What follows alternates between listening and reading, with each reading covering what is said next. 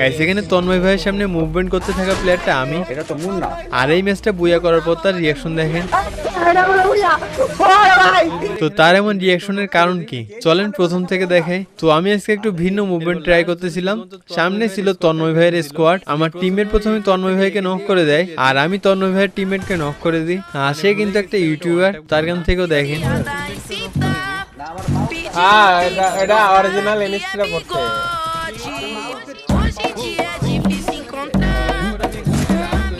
তো এর কিছু সময় পর আমি সামনের ড্রপটা লুট করতে গেছিলাম, ঠিক এই সময় আমাকে একটা প্লেয়ার ডোমিনে নিয়ে আসে। পরে বুঝতে পারি এটা অন্য কেউ না, তন্ময় ভাই। তো এখানে কি হয় সেটা দেখেন।